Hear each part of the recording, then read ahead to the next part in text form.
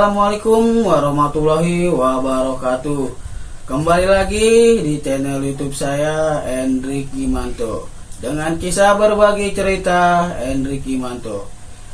Di sini saya sudah kedatangan tamu yang bernama Bang Mumu.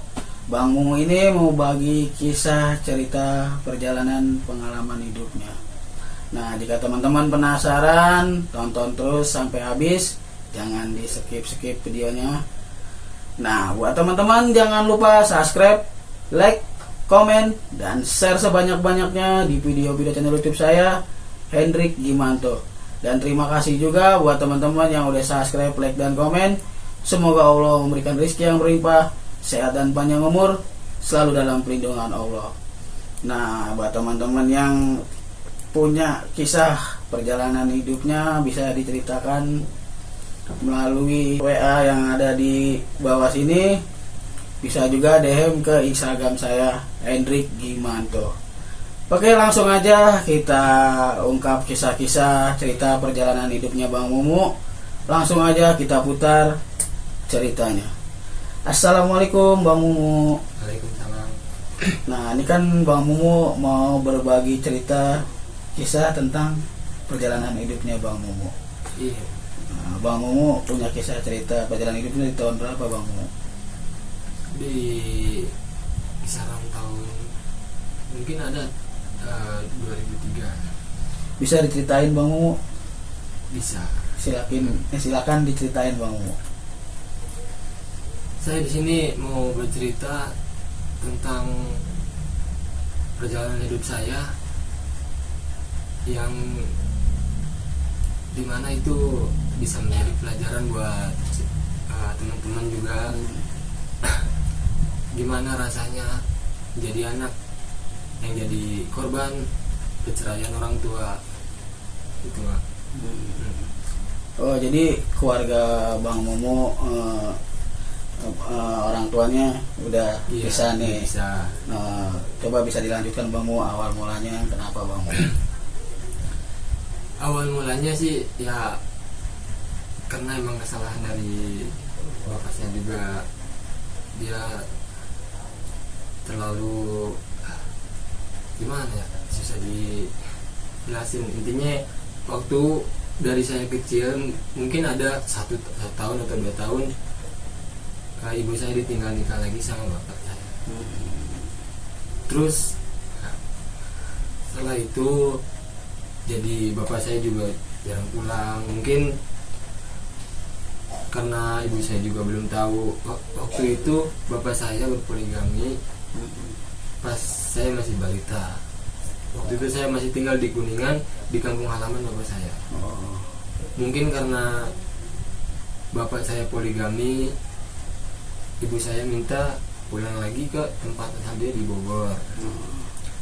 Waktu itu saya masih kecil, saya belum tahu apa-apa, masih bayi lah, masih balita.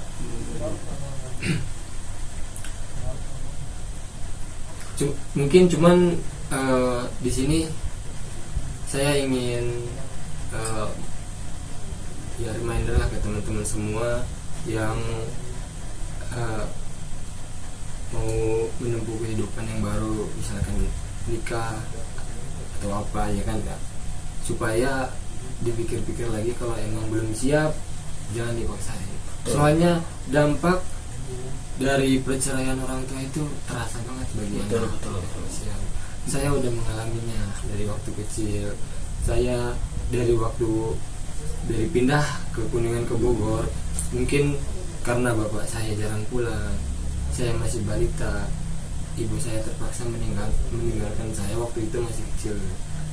Saya tinggal di rumah itu pas mungkin umur saya itu ada 5 tahun. Adik saya masih balita sama abang saya yang masih ya beda 2 tahun dari saya. Jadi Bang Mumu ada berapa saudara nih? Semuanya sih ada 6 saudara. Ada 6. Bang Mumu yang keberapa? Saya anak yang kelima. Anak yang kelima. Jadi Bang Mumu di Jakarta ini merantau lah ya. Iya, di Jakarta merantau ya.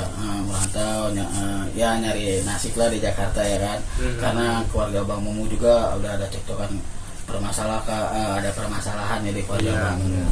Jadi Bang Mumu kan nih di Jakarta nih Bang Mumu, ngikut siapa, tinggal sama siapa? Kalau buat sekarang saya tinggal di Jakarta bersama kakak saya yang pertama perempuan. Iya. Nah, terus kan Bang Mumu kan tadi bilang kan ditinggalin kan sama gara-gara masalah orang tua dari kecil ya kan. Iya. Dari kecil sekitaran Bang Mumu tuh berumur 5 tahun nih. Iya. Tapi Bang Mumu sempat ketemu sama bapak apa ibunya Bang Mumu? Ya kalau ketemu sih pasti kalau ibu saya sih meskipun dia mungkin ya yang namanya dalam rumah tangga dulu saya itu dibilang kurang perhatian sama orang tua itu kurang. Kadang saya melihat keluarga teman saya yang harmonis dengan keluarganya, saya merasa itu. Iya betul. Mungkin ibu saya juga ya dengan terpaksa harus ninggalin anak-anaknya dan masih kecil buat ya nafkahin anaknya. Itu sebuah pilihan yang berat mungkin buat ibu saya. Meskipun saya dari kecil kurang perhatian dari orang tua, mungkin saya ngewajarin aja. Saya nggak pernah menyalahkan orang tua. Seburuk-buruknya orang tua itu tetap orang tua kita. Iya betul Bang. Cuman kita diambil hikmahnya aja. Ini buat contoh-contoh teman semua, kalau mau menjenjang nikah itu pikir-pikir lagi biar suatu saat nggak ada korban-korban seperti saya yang jadi percayaan orang tua. Betul. Jadi pernikahan itu kita buat sehidup semati seumur hidup ya kan, untuk selamanya, bukan untuk sebulan 2 bulan ya Bang Mumu, untuk bukan seminggu 2 minggu, karena untuk selamanya ya Bang Mumu ya. Nah jadi gini Bang Mumu, ada kan pasti Bang Mumu di situ kan, namanya Bang Mumu kan melihat ngeliat orang keluarga orang harmonis, terus gimana ya, orang tuanya, terus bareng lah nyatu ya kan. Terus maunya Bang Mumu kan ke rumah tangga itu ada harmonisannya kan. Terus Bang Mumu ngumpul lah sama keluarga ya kan, pasti kan maunya Bang Mumu kayak gitu kan ya. Nah terus nih setelah Bang Mumu berpisah nih, misalkan keluarganya Bang Mumu berpisah, nah perasaan Bang Mumu gimana? Kalau buat waktu itu saya nggak terlalu mikir gitu, karena mungkin saya juga masih kecil ya. Cuman yang masih saya ingat itu benar-benar ya sedih lah buat saya. Saya dari bayi udah ditinggal sama orang tua, terus kalau buat ibu sih pas saya umur 5 tahun suka ditinggal masih TK itu. Pas saya masuk ke SD, jadi dulu saya sekolahnya di MI di Bogor ya, di kotanya ibu saya dulu. Ibu saya kerja, saya masih kecil di waktu itu, semuanya itu harus dijalani mandiri ya, yang namanya hidup ya mau gimana lagi. Saya nggak pernah nyalahin orang tua sih sebenarnya, cuman saya ngerasa ya sedih aja ditinggalin orang tua. Terus pas saya masuk sekolah itu, pas naikin ke kelas 2, saya dipindahin lagi sama ibu saya ke Kuningan, ke kotanya asal bapak saya. Saya ditinggal sama nenek. Ibu saya tetap kerja buat jajan-jajan anaknya ya kan, masih kecil waktu itu. Ya itulah kebanggaan seorang ibu seperti itu ya Bang Mumu ya. Jadi mungkin dia lera nggak makan buat anak-anaknya loh, kadang dia bekerja buat anak-anaknya, kadang gimana gitu kan, dia harus bertanggung jawab, jadi buat kepala keluarga juga, jadi ibu juga, ngurusin semuanya segala-galanya ya kan. Nah di situ kan perasaan Bang Mumu pasti adalah rasa-rasa gimana gitu sama orang tua ya kan. Nah kan makanya Bang Mumu kan tadi kan bilang seperti itu, ada sedihnya juga kan, karena ya kasihan kita kan di orang tua perempuan nih. Nah sekarang Bang Mumu nih di usia sekarang ini, Bang Mumu udah berumah tangga? Kalau belum tangga sih masih belum. Saya belum ada kepikiran ke situ sih. Saya pengen istilahnya pengen menata masa depan dulu biar semuanya enak aja. Kayak saya masih punya banyak impian nih bang. Jadi saya nggak terlalu kepikiran nikah dulu. Saya mau ngejar mimpi itu, baru saya langsung ke pemikiran saya ke nikah. Tapi saya mau ceritain tentang saya tinggal di nenek saya di Kuningan. Yang bikin sedih itu terkadang dari keluarga nenek juga, saya itu ngerasa dikucilkan. Coba diceritain gimana itu bang Momo. Saya tinggal di rumah nenek kan, di rumah nenek itu nggak satu nenek doang, ada kakek juga, ada paman sama tante saya juga. Yang bikin anehnya dulu sesama ponakan itu saya ngerasa dari keluarga nenek saya itu pilih kasih. Iya.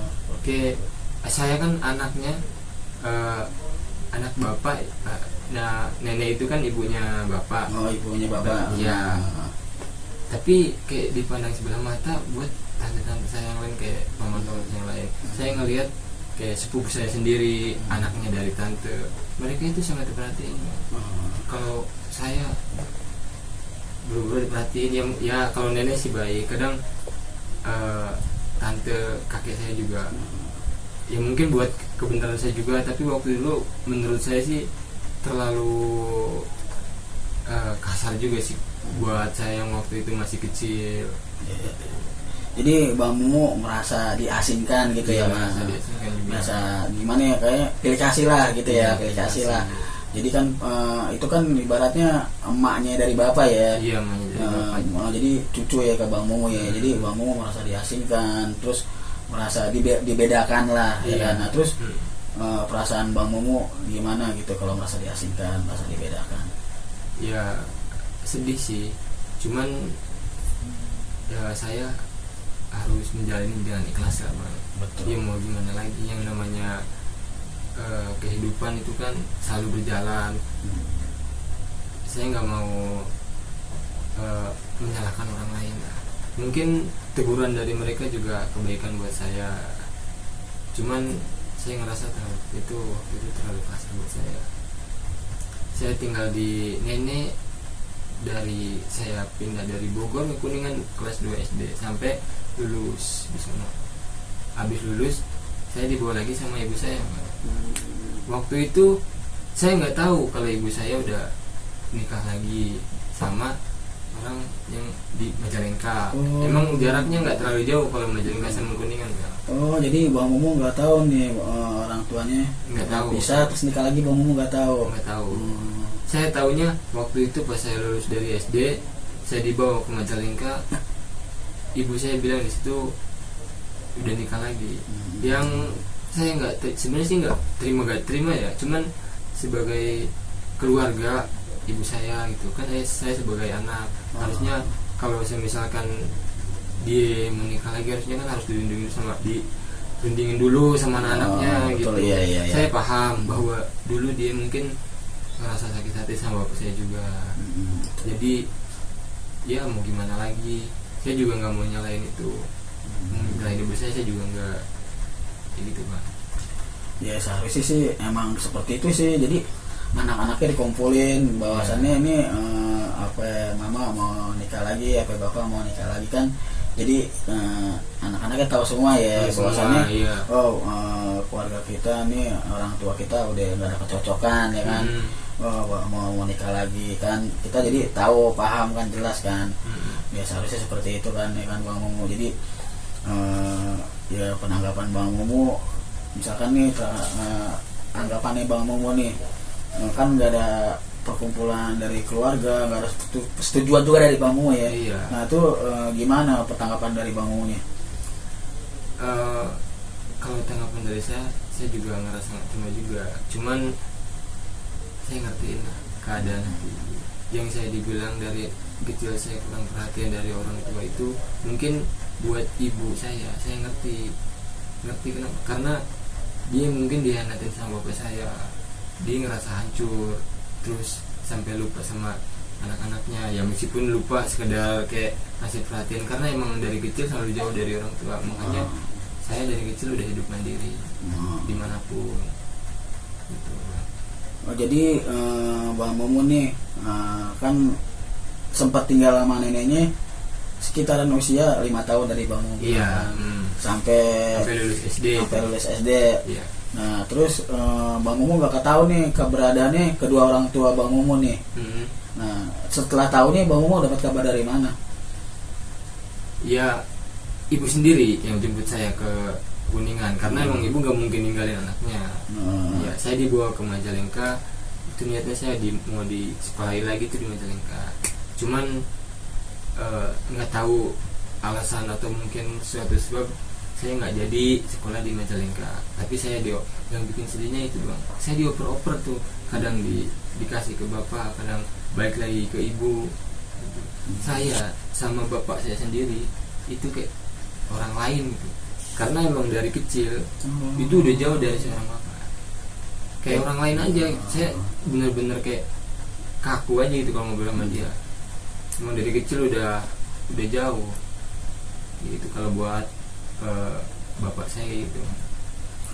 Jadi Bang Mumu kurang dekat sama orang tua lelaki ya, kurang jadi agak asing lah ya kan. Terus kalau sama orang tua perempuan Bang Mumu agak dekat. Iya emang dekat. Jadi tahu-taunya setelah itu Bang Mumu disamperin kan sama orang tuanya perempuan kan. Iya. Baru cerita lah orang tua perempuan ke Bang Mumu tentang permasalahannya nih. Pasti diceritain dong ya kan. Gimana Bang Mumu ceritanya itu? Cerita tentang ibu saya gitu. Ya kalau buat cerita tentang ibu saya nggak terlalu banyak tahu ya. Cuman ada misalnya yang saya tahu, kayak ibu sendiri cerita, saya dari kecil itu udah dioper-oper. Kayak apa dioper-oper gitu anaknya kayak. Dulu ibu juga pernah bilang kayak ke bapak yang namanya dalam rumah tangga suami istri bertengkar, kadang kayak anak tuh udah kayak gak berharga lagi.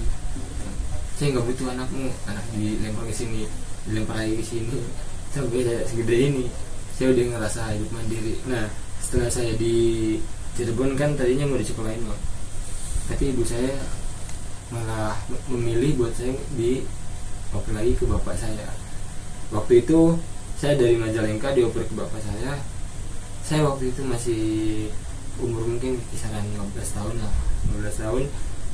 Saya disuruh kerja, cuman dari bapak saya sama ibu tiri saya mungkin nggak tinggal lihat saya masih kecil, jadi nggak kerja, cuman saya di pesantren nih sama bapak sama mama tiri saya. Pesantren mama tiri saya itu orang Banten, Rangkas Bitung Bang. Saya dibawa ke sana terus di pesantren di sana. Waktu saya tinggal sama bapak. Jadi misalkan gini, Bang Mumu ntar tinggal sama bapak nih. Iya. Terus Bang Mumu udah tahu dong nyokap tirinya ya, udah tahu ya. Tahu. Tapi kalau bisa dibilang saya sama bapak sendiri sama ibu tiri, saya lebih dekat sama ibu tiri. Saya lebih banyak bicara, lebih banyak cerita. Itu semuanya ke ibu tiri. Kalau buat ke bapak saya, ya gitu.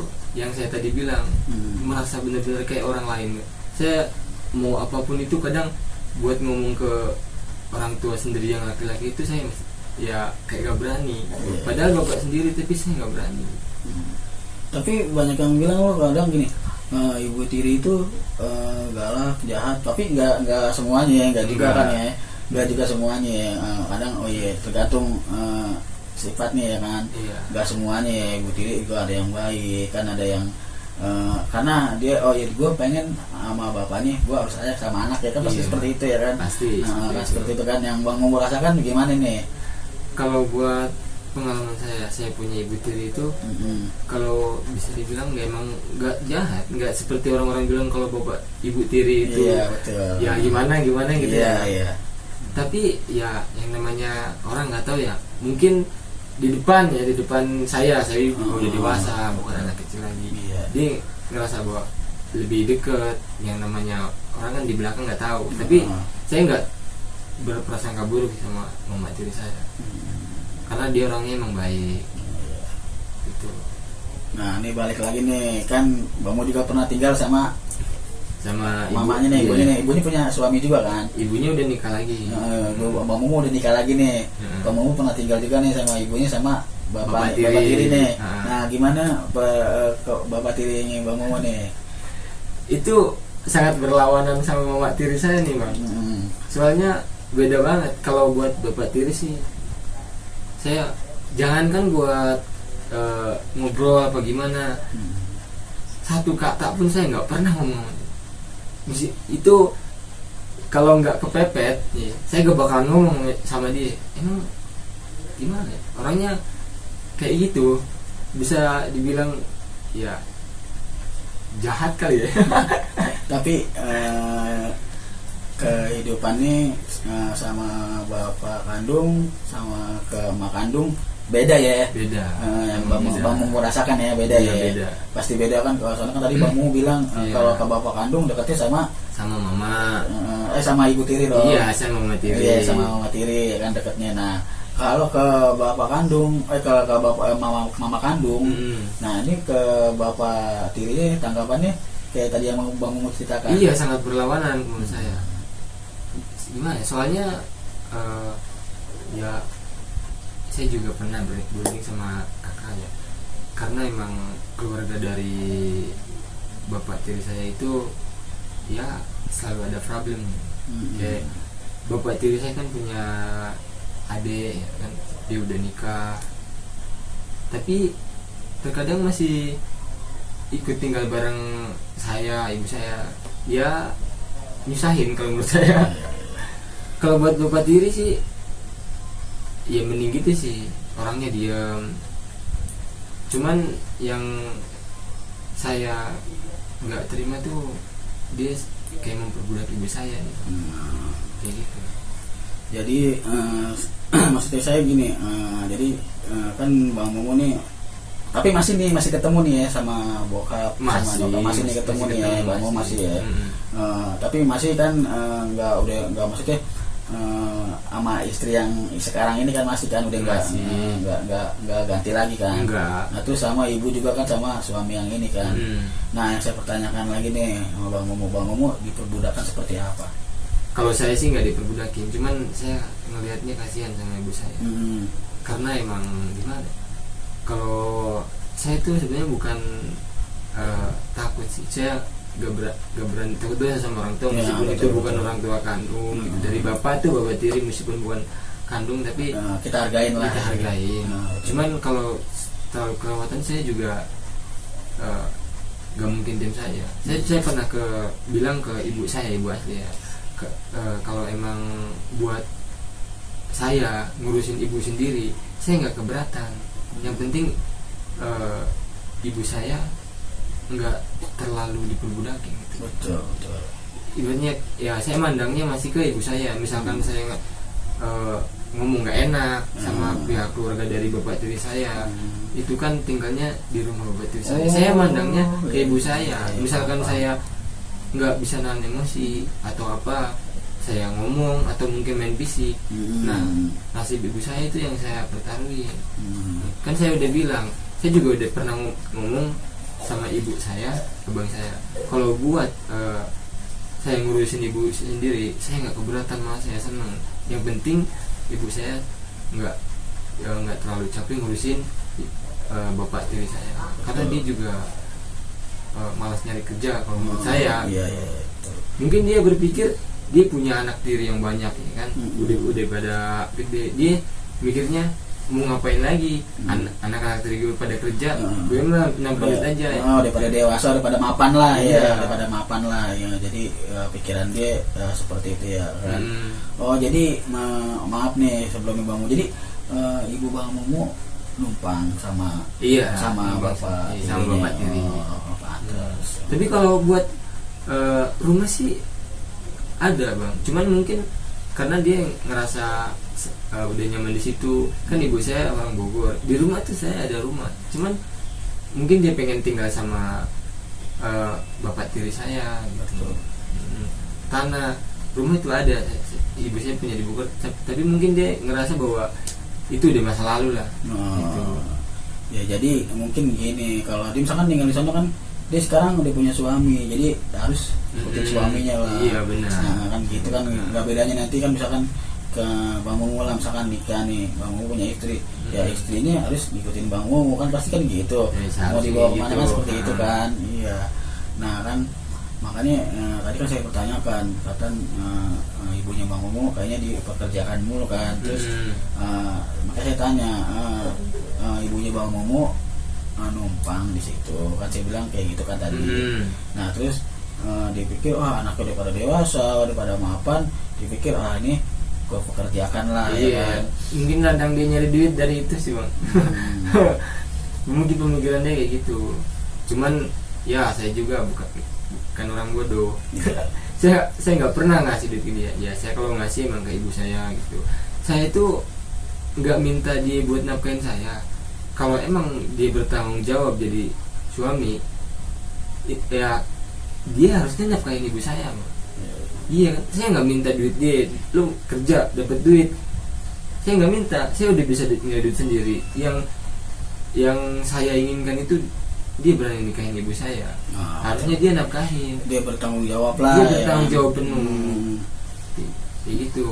Seharusnya jadi seorang laki-laki kan kayak gitu. Iya, nggak bedanya kita ya kan. Kita mau sama anak orang, kita harus bertanggung jawab dong. Nafkah lahir batinnya bener dong ya kan. Terus ya kita juga nggak boleh main fisik ya kan, nggak boleh, kita ya harus melindungi dia lah gitu, karena kita udah mau sama dia gitu kan.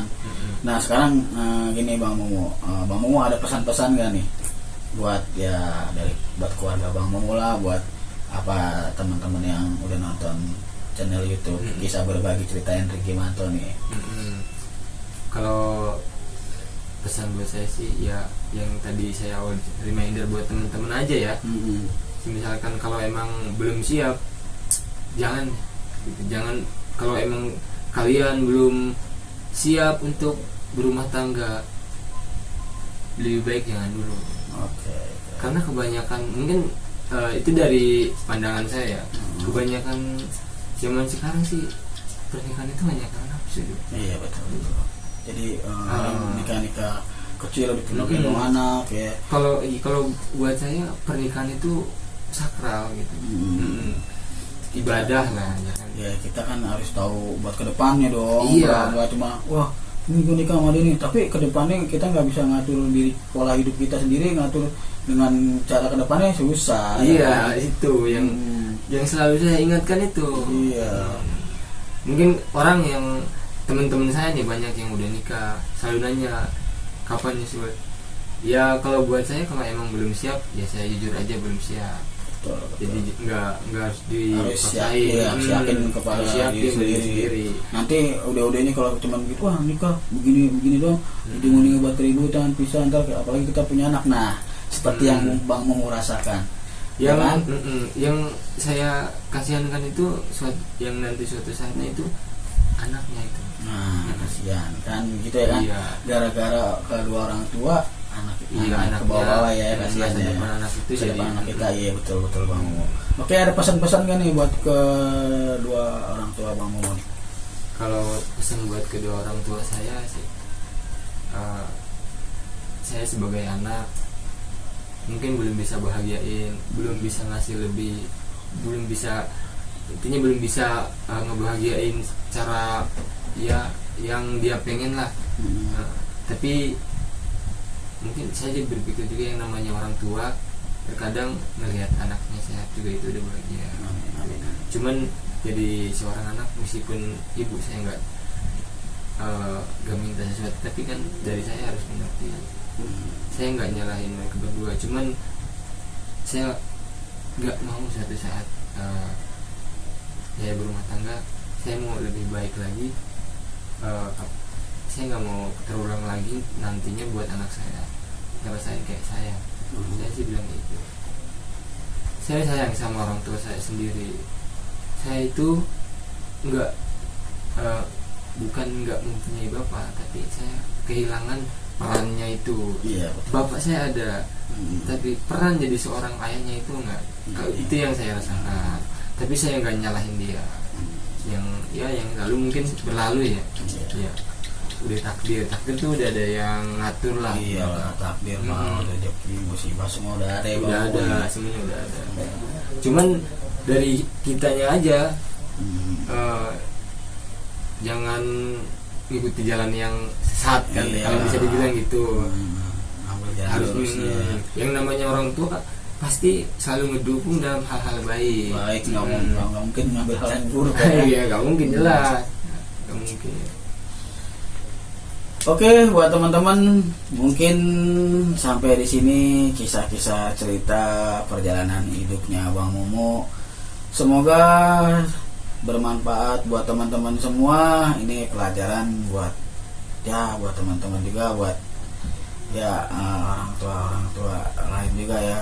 Jadi kalau ada perselisihan dari orang tua ya anak ke bawah dampaknya. Mungkin seperti itu kisah ceritanya Bang Mumu. Nah, buat teman-teman jangan lupa subscribe, like, komen, dan share sebanyak-banyaknya di video-video channel YouTube saya, Hendrik Gimanto.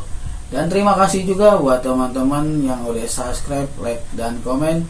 Semoga Allah memberikan rezeki yang berlimpah, sehat dan panjang umur, selalu dalam perlindungan Allah. Nah, buat teman-teman, saya tidak pernah bosan untuk selalu mengasih saran buat teman-teman nih.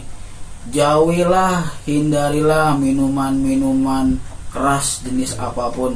Yang pertama, minuman oplosan.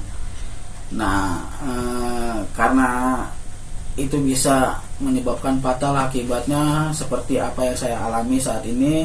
Saya tidak bisa melihat gara-gara ya minuman tersebut. Makanya buat generasi sekarang ataupun ya yang sudah berumah tangga, jauhilah, hindarilah minuman tersebut. Nah, buat teman-teman yang punya berbagi kisah cerita perjalanan hidupnya, bisa diceritakan di channel YouTube saya, Hendrik Gimanto. Hubungi WhatsApp yang saya cantumi di bawah ini. Bisa juga DM ke Instagram saya, Hendrik Gimanto. Nah, kalau ada kata-kata yang salah dari saya dan Bang Mumu, saya mohon maaf sebesar-besarnya. Akhir kata saya ucapkan Assalamualaikum warahmatullahi wabarakatuh.